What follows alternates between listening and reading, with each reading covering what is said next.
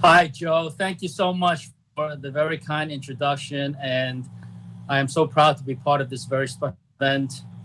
I want to thank World Journal for putting this annual conference on for our students and our families and the community. It's actually a long sought after and anticipated event every single year. And of course, we thank McDonald's and the sponsors for making this event possible. I know lots of students and families who are very concerned about education and schools. And in fact, those are always the highest priority in our community, which is why it's always been the biggest reason why I ran for office, whether it be for city council or state senate. And being that education is our and is a personal highest priority, we have to understand what's happening here. 2020 is a year that we will never forget, from the coronavirus that has stricken the human race worldwide, and of course here in New York in the United States, to the second virus, which is the racist and discriminatory virus that Asian Americans in particular have faced, especially when people like the president continue to call COVID-19 the Chinese virus. These are things that have affected our community very, very deeply. And of course, in the past couple of months, the nationwide social change that's spearheaded by Black Lives Matter, these monumental changes that we will feel the impacts of for a very, very long time. On the question of how COVID-19 has affected our school system, it's affected everybody in the entire country. And now many of the states outside New York and New Jersey and the tri-state area are facing a heavier impact from coronavirus. In New York and the tri-state area, things are not as bad as they were a few months ago. But our school system is still reeling from the impacts. In March, in New York State, we closed schools to in-person learning and went to remote learning. That introduced huge numbers of challenges, both for families who did not have the devices or did not have enough devices, where the families had more than one child in school, to the lack of access to good Wi-Fi and broadband. Whether families were able to afford the service, or even if they afforded the service, but the Wi-Fi was just very weak at home. And I'll be the first to admit, there's a significant likelihood that sometime in the next 2 hours, my Wi-Fi will also go down. I hope it doesn't go down anytime soon. And then, of course, remote learning has included not only the equipment and the signal, but also whether students are able to learn remotely. Some of our students on IEPs, which are students with special needs, it is almost impossible for them to learn remotely. And then finally, the teachers, they were thrust into this situation. Teachers really did not have any kind of training for online teaching. I teach myself, and I will tell you my personal experience is going from a live classroom setting to immediately and suddenly to remote learning by computer and camera and seeing your students in these different boxes. It's a very different experience, and teachers have also had to catch up. We do need to provide them with better training so that they can in turn teach their students. So we now have been through 3.5 months of remote learning in New York. The summer school is clearly not to the level where people expected to be. And now there are big questions about September and whether schools can in fact open for in-person learning. And even if they do open for in-person learning, there's no question that there will be the staggered schedules. It cannot be the regular schedule because schools in New York are already overcrowded as they are.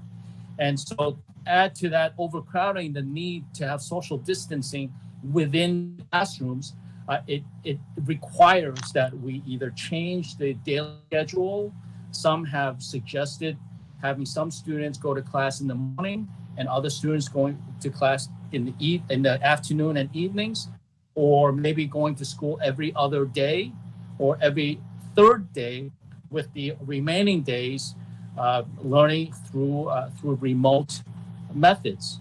So there are still, I am shocked that the Department of Education still does not have a clear plan. 6 weeks to go.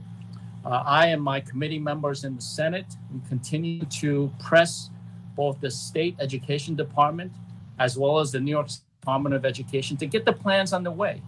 I think part of the problem is that everybody has a different opinion. And my office is continuously flooded with questions as well as comments, suggestions, and complaints.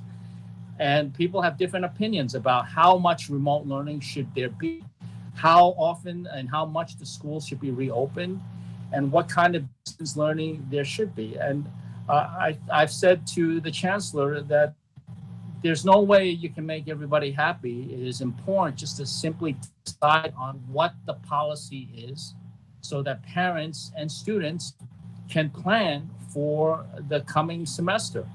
And parents have it difficult as well, because most parents have to work. They have to make a living. They have to feed the family. And when the child or the children are not able to go to school, it poses enormous challenges for the parents in New York, and I'm sure elsewhere. So we have many issues, many problems that we're still grappling with. And even after we're able to find some kind of solution for the fall term, I believe that what we have experienced these last several months, there are also some good things that we can take indefinitely into the future. This remote learning, it certainly has not worked perfectly.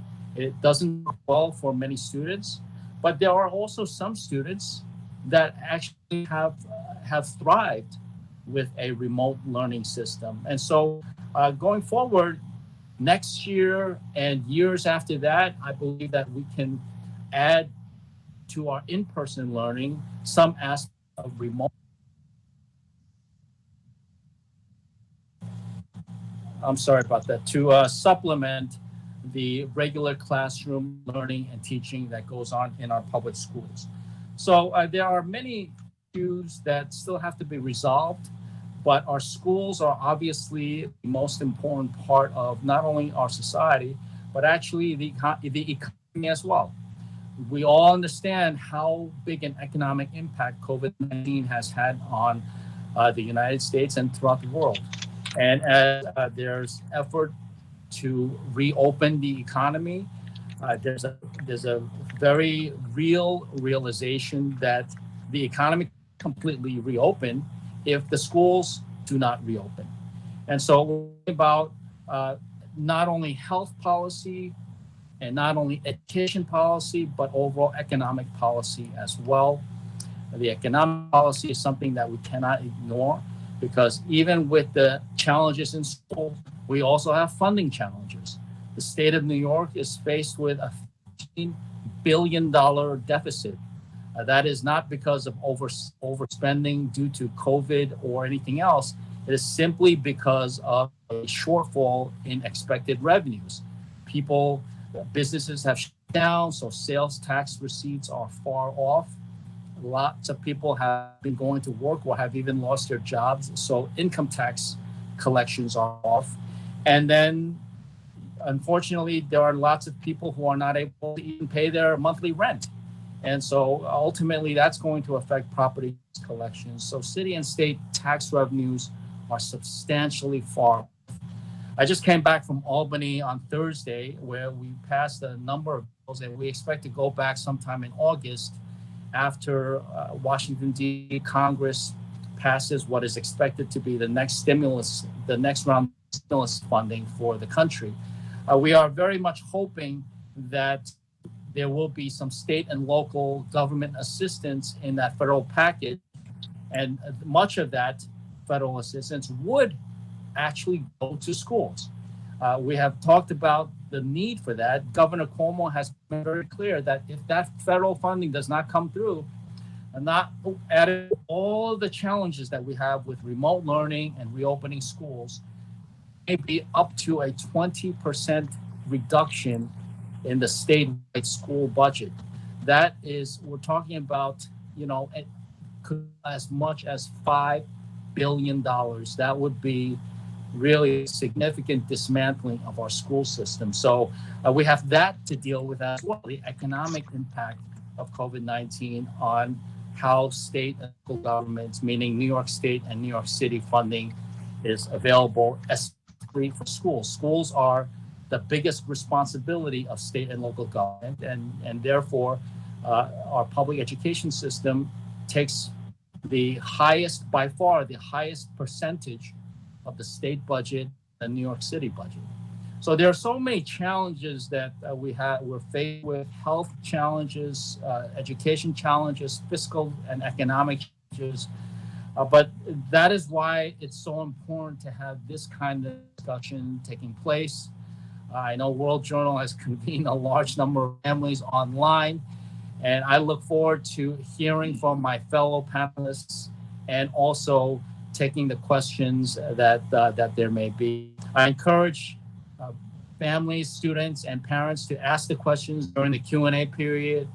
And if for some reason, I doubt they'll be able to get to all the questions, if you have a question or suggestion, please contact me directly in my Senate office. My email address is liu, at nysenate.gov. Thanks so much. Thank you, Joe, for that kind introduction. And thank you to World Journal for being all of us. I look forward to hearing from my fellow panelists. Thank you, Senator John. Thank you so much for this very insightful information, particularly on your knowledge acquired from the New York cities. May I just, before we have our panel question, can I ask you the question with regard to what you just mentioned, though? Am I can conclude that right now we don't have still, as far as the city goes, we don't have proper plans in terms of how do we opening our coming fall semester, September. And we understand that the CDC just released the guidelines regarding the school opening and all of the regulations and the points in there. But you also mentioned that we are waiting for the next stimulus package from the federal, from the Congress. Are you saying that we are right now, we don't have a formulated final opening plan from the city point of view? Is it because we are waiting and formulating the resource we have from the federal so that we can put together integral part of the opening plans? And my next question, how do you advise our parents right now? Because without the opening plans and guidelines, then we don't know how much in-person school times and the remote learning times will be allocated so the family can allocate their working times and the in-home times with their children. Thank you, Joe, for that question. And that's a very good question. I know people have lots on their mind about it. The funding question, I do not believe is as significant from the point of view of parents and families with regard to school. We hope that the federal government will provide that state and local government assistance. Again, not because we overspent any money, but because tax revenues are so far off. If the government does not provide that stimulus package, stimulus funding for state governments, then we will have to make it up on our own. And I am not going to be a state senator that allows any schools to close because of impact. So there are a number of measures that we've already been working on this summer in Albany, in the state legislature, to make up for the lost revenues. Again, we hope that Washington provides that funding. If they do not, there are a number of tax revenues that we will have to enact. And I believe we have to enact them because it's far better. Nobody likes taxes, but we can't let schools close because they just don't have enough. So the funding aspect does not affect the reopening of the schools as much. But the reality is that there is no clear plan, even as of today, about what the school reopening will look like. The mayor of New York City, de Blasio, he has put out some suggestions some suggestions. Suggestions are mostly alternating days so that the students can be social distance within the schools. Again, the schools, there's no extra space in the schools, so they're full. The only way to social distance is if not all the students go to school every single day. So it could be 1 out of every 2 days, or in some cases where the overcrowding is especially bad, 1 out of every 3 days, meaning 1 day go to school and 2 days have to do remote learning from home, because we have to keep the school students apart.